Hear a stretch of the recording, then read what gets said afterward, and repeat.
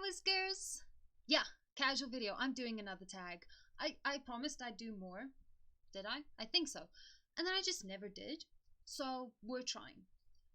I decided to look up Booktube tags and I found the scariest one, the real talk tag, and that's what we're doing. I have not prepared, so I'm just going to read off these questions and see what happens. What's something nobody told you about Booktube before you started your channel? Nobody told me, or I was not prepared for how long a video takes to make. I expected okay, maybe 20 minutes for recording, because that's approximately how long a video takes, and then maybe a half hour for editing, you know. No, videos take me anywhere between 4 and 8 hours to make.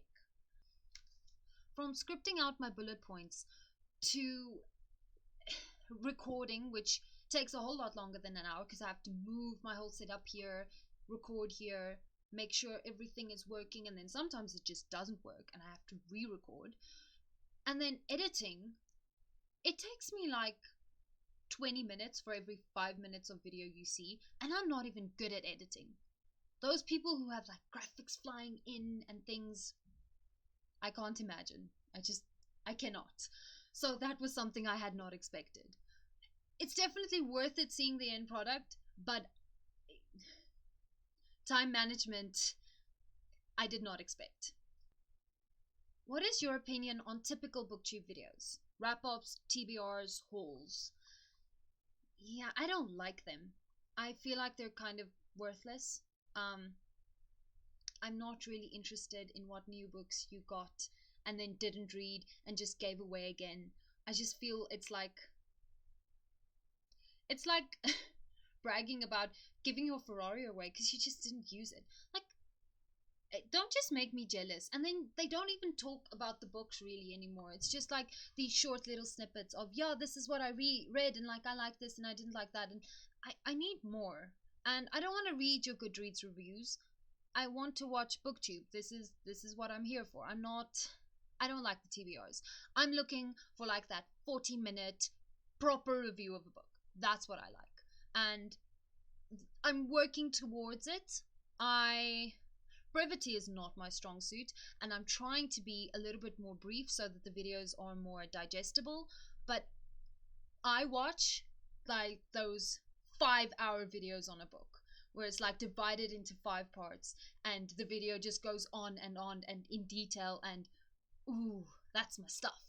And I'm missing that in Booktube at the moment. And then there are a lot of people going back to older books that I'm just, we've been there, done that, moving on now. So yeah, let's just move on. What is an assumption you had about Booktube before you joined? Was it proven to be correct or not? I assumed that the comments would be full of book lovers telling me, arguing with me on their books. I thought my opinions would be very controversial because I speak my mind, and I thought that there'd be a lot more discussion about what does this book mean, but I'm not really getting that. Most of my comments are not really related to the book, and maybe that's just because I haven't really found my audience yet, I think. But it's just ooh, I spotted a mouse, good job. Or things like that. So I expected the comments to be more based on the books themselves, and I expected to draw out a lot of more debate and fights in the comment section than I currently have, especially when I go into some deeper analysis, which I love doing. I love finding that thing that I can delve in a book, but I'm not having as many discussions about books that I was really looking for. But I'm sure it'll come. I'm sure.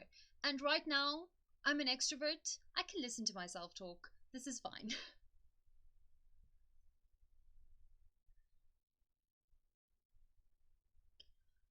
What is something I've done that has actually helped me grow my audience? This is the most frustrating thing in the world to me, but I think I've got the most subscribers recently from my Shadow of the Conqueror rant. I'll tag it, but just I literally was on my way out the door, very frustrated with this book, and I had like 20 minutes. I was 20 minutes early to something, and I thought, okay, let's just sit down. I'll do a quick talk at the camera and then decide whether or not I want to post it. No scripting, no real effort. I don't know if you guys have noticed, but like I usually try to dress according to the video just a little bit. None of that. And that video has like 500 views. And that's really frustrating to me. I think editing took like 20 minutes because I just rambled. And that's not the type of video I want to be doing. And I just didn't expect it. I didn't expect it to help me grow my audience. I know that review is being ratioed quite a bit, but at least there's some discussion going on. It's just, yeah, unexpected, a little bit frustrating to be honest. That, because I like break myself. I work so hard on books I care about. Some reviews, especially those 5-star reviews, I put everything into it. For a week beforehand, I'm stressing, going over my script like, is this good enough? Am I conveying myself well? Are people going to understand what this book meant to me? And those videos get like 8 views. A recent one, if you want to have a look, about a book that really moved me, that nobody has even heard of apparently, is Who Fears Death. I will also tag that. Please watch that one. And like, there's nothing. And then this book, I didn't even finish it. I didn't even get that far. There's zero analysis. It's just like me. Meh, I don't like it. And 500 views? Please explain. It grew my audience. I have a lot more views because of it. And it's my like top video. But it's not a video I'm super proud of. I didn't put much work into it.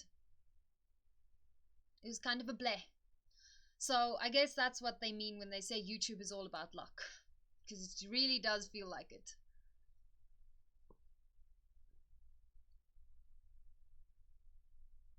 What is a common mistake you see new booktubers making, or one that you've made?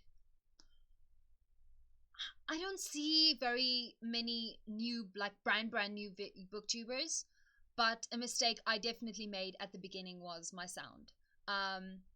I thought I'd give it a shot before I bought a new mic, but like that first video, ear rape, I just didn't have my audio balancing right, and then when my title cards come in, if you had headphones on, it basically blows your eardrums out. It was way too loud, and I'm just kind of gonna leave it there. It's all part of the process, but that was definitely my bad. And then some of the older videos on the old mic, they weren't as good. You can't hear me clearly. This is definitely better. It's not where I want it to be, but I need to buy books, not microphones.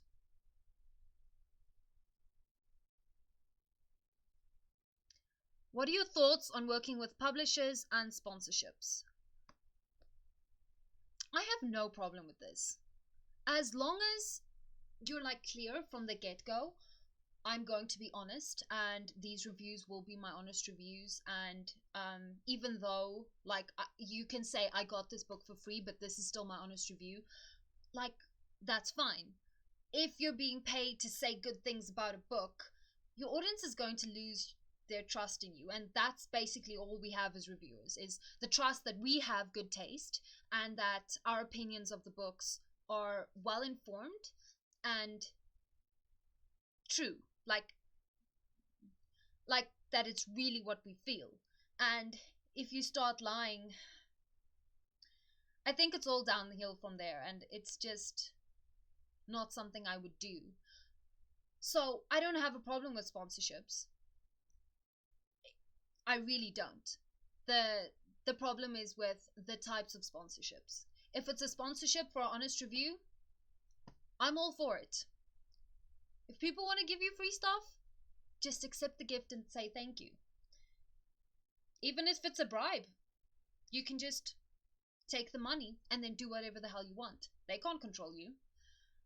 So, yeah, sponsorships and working with publishers is fine as long as you're honest. That's kind of something I never understood, or I still don't understand about movies. Like, the man is getting tortured. Tell me where he is. Just lie. Why is this never an option? Because usually right after that, they shoot him. So if you're going to die anyway, just lie, and then you get shot, and then it's done. It's like, okay, no more pain. So I don't, you know. And if you're going to take a bribe, just say, thank you for the money. I'm gonna do the right thing anyway. Like, this is an option. I don't know why everybody is always a bad guy for taking a bribe. Bad people are people who bribe. Take the money and then arrest him anyway. Or take the money and then do the right thing anyway. I don't know why we have to be honest we have to be honest with bad people. Just lie to them. I think it's okay. I give you permission to lie to torturers and people trying to bribe you. There we go.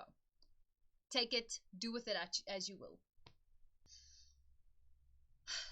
This one is sort of hard to read. Do you think Booktube is dying? So, I don't know what the actual view counts look like anymore. I have never really focused on that.